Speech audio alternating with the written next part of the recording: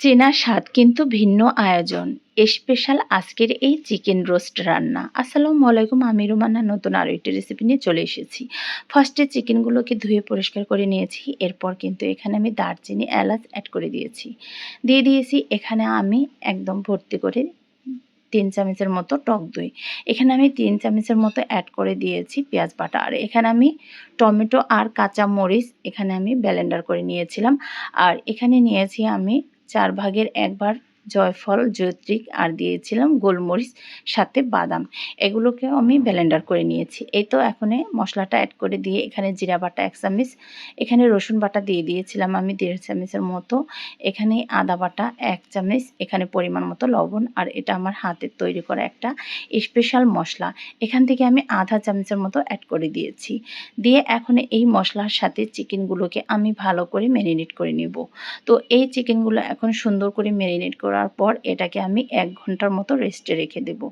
1 ঘন্টা পরে কিন্তু আমি রান্না করতে আসব। আর এর আগে কিন্তু আমি বাকি রান্নাগুলো সেরে নেব।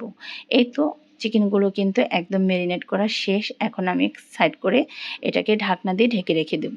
1 ঘন্টা পরে কিন্তু রান্নার জন্য চলে এসেছি। 1 ঘন্টা পরে এই তো প্যানটা বসিয়ে দিয়ে দিয়েছি তেল। তেলটা একটু গরম হওয়ার পরে এখানে আমি চিকেনগুলো দিয়ে দিয়েছি। আর এই চিকেনগুলো এখন আমি এক এক করে দিব আর এই তেলের সাথে একটু উল্টিয়ে পাল্টিয়ে ভেজে নেব। এই তো এক এক করে কিন্তু সম্পূর্ণ চিকেনগুলো উপর দিয়ে দিয়েছি আর এক এক করে একটা করে উল্টিয়ে এভাবে ভেজে নিয়েছিলাম। এরপর বাকি যে মশলাটা ছিল সেই মশলাটাও এখন উপর দিয়ে দেব। আর এখানে আমি কোনো পানি অ্যাড করব না। এই মশলা দিয়ে চিকেনগুলোকে সুন্দর করে কষিয়ে রান্নাটা করে নেব।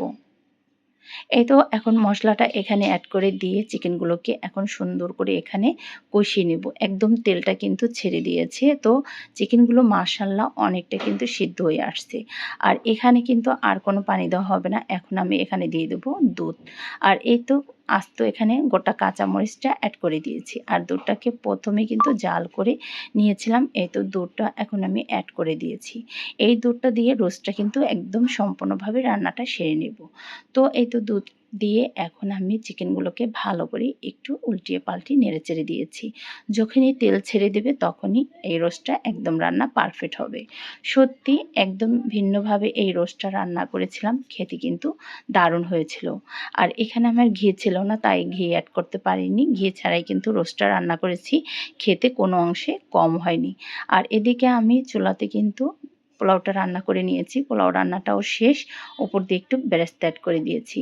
আর এখন এই তো রান্নাটা শেষের দিকে আমি রোস্টের উপর দিয়ে দেব বেরেস্তা। আর বেরেস্তার সাথে ফার্স্টে আমি একটু চিনি মিক্স করে নিয়েছি। এরপর এখানে গুঁড়া দুধটাও অ্যাড করে দিয়েছি। দিয়ে ভালো করে বেরেস্তাগুলোকে মেখে এখন এই তো রোস্টের উপর দিয়ে দেবো। তো এই তো দিয়ে ঢাকনা দিয়ে আর একটু রেখে দিয়েছিলাম। মাশাআল্লাহ দারুণ একটা কালার হয়েছে আর খেতে কোনো অংশেই কিন্তু কম হয়নি। এই তো দেখতে কিন্তু ভীষণ লোভনীয় লাগছে, তাই না? ভিন্ন স্বাদের স্পেশাল এই চিকেন রোস্ট রান্না।